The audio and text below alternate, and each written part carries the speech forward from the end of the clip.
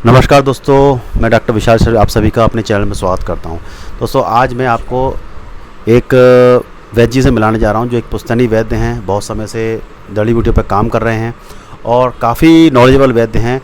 और इनका मैंने जिनके बातें सुनी तो मुझे एक बहुत ज़्यादा नॉलेज मेरे को मिली। मैं चाहता हूं कि आप लोग भी उस नॉलेज को शेयर करें, आप भी नॉलेज को लें, क्योंकि इन्होंने ग्रह नक्षत्रों और उस पर्टिकुलर मेडिसिन के बारे में आयुर्वेद में जो चीज़ बताई वो वास्तव में आज की डेट में कोई नहीं पता था। ज्योतिष और आयुर्वेद का क्या वो है आंकलन है वो इन्होंने मुझे बताया। और काफ़ी द्रव्य गुण का बहुत अच्छा नॉलेज रखते हैं। कई साल पुरानी किताबें हैं इनके पास।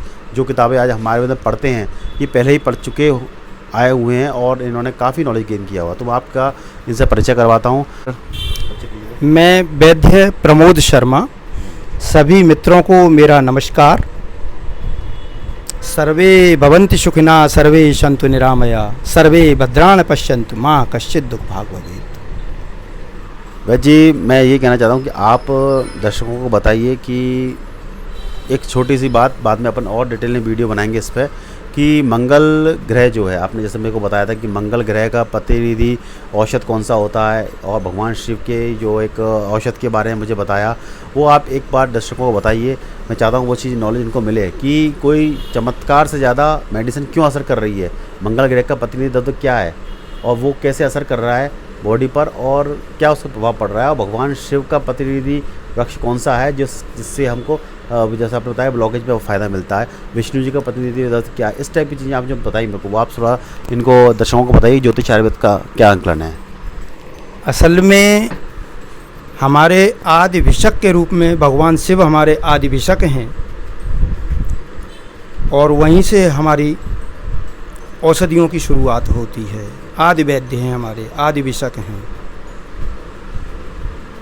ज्योतिष का आयुर्वेद का बहुत ही घनिष्ठ संबंध है और मैं तो यही कहूँगा कि बीएमएस में भले ही ज्योतिष बीएमएस का अंग नहीं है, लेकिन फिर भी बीएमएस के छात्रों को चाहिए कि ज्योतिष को ज़रूर समझें, भले ही सामान्य रूप से समझें, कुछ काम तो आएगा।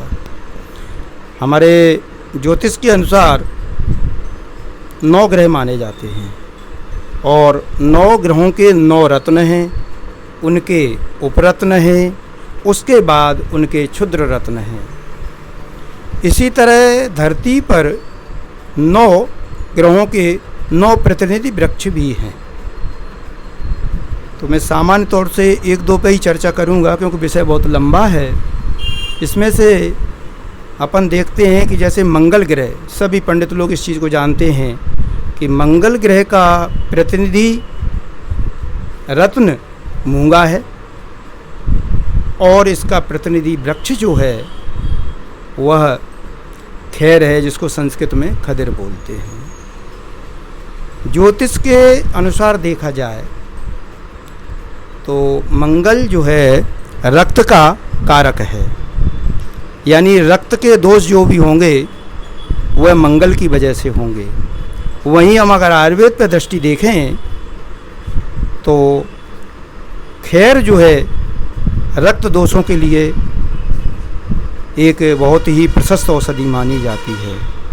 आयुर्वेद में रक्त दोषों के लिए 3 औषधियाँ महान विशेष कही गई हैं, जिसमें खदिर है, मजिष्ठाद्य है और सारिवा है। इसके बाद इन तीनों के प्रयोग से ही अपन जो है रक्त दोषों के लिए चिकित्सा करते हैं और इन्हीं से जितने भी योग हैं वो बनाए जाते हैं। उसी तरह से दूसरे एक वृक्ष पे और अपन संक्षिप्त में ही चर्चा करेंगे, वो है वृक्ष पीपल। तो पीपल जहाँ गुरु का प्रतिनिधि है, प्रतिनिधि वृक्ष है गुरु का, और गुरु का प्रतिनिधि रत्न जो है वो पुखराज है।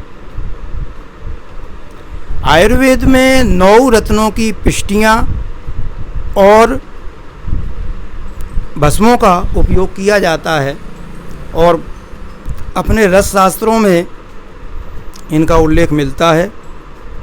हमारी कालेड़ा कंपनी बहुत पहले से नवरत्न रस के रूप में, जो कि रस तरंगिणी का योग है, उसको बराबर बाज़ार में ला रही है।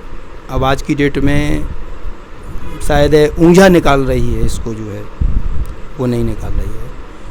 तो वहीं पुराणों में एक कथा आती है कि देवी ने भगवान विष्णु, शिव एवं ब्रह्मा जी को श्राप दिया था कि जाओ तुम धरती पे जाके वृक्ष बन जाओ।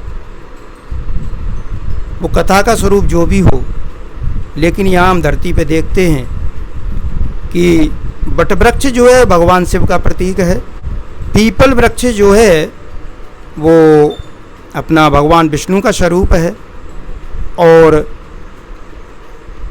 खाखर जिसे बोलते हैं, पलाश जिसे बोलते हैं, वह ब्रह्म वृक्ष यानी ब्रह्मा जी का स्वरूप है, उसको ब्रह्म वृक्ष भी बोले जाते हैं। इस तरह से ये तीनों देव अपने यहाँ वृक्ष के रूप में मौजूद हैं और इनके अपने औषधीय और धार्मिक महत्व हैं। भगवान विष्णु को चूँकि जगत का पालक भी माना गया है, और इस वृक्ष का भगवान विष्णु का जो प्रतिनिधि वृक्ष है वह पीपल है।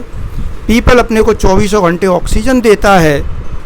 ऑक्सीजन को विष्णु पदामृत बोलते हैं संस्कृत में, और श्वसन संस्थान से संबंधित जितने भी रोग हैं उनके लिए दुनिया में पीपल से बढ़ के कोई औषधि नहीं है।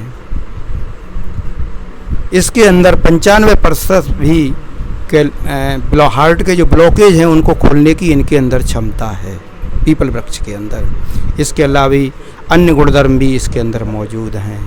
ठीक है, धन्यवाद, सभी को नमस्कार।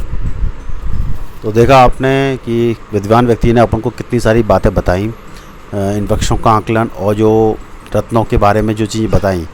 तो ये तो एक सामान्य एक जस्ट मैंने एक इंट्रोडक्शन के लिए ये वीडियो बनाया। मैं इन वैद्य जी को वापस अपने मंच पे बुलाऊंगा, हर रोज़ बुलाऊंगा, और कुछ ना कुछ सर से रिक्वेस्ट भी करता हूं कि कुछ ना कुछ आप लोगों को ज्ञान की बातें मेरे इस चैनल के माध्यम से पहुंचाएं, ताकि आप लोगों को ज्ञान प्राप्त हो और साथ साथ मुझे भी इनका नॉलेज मिल सके। तो इसी के साथ वैद्य जी का मैं धन्यवाद कहूँगा कि इन्होंने आपको ये ज्ञान दिया।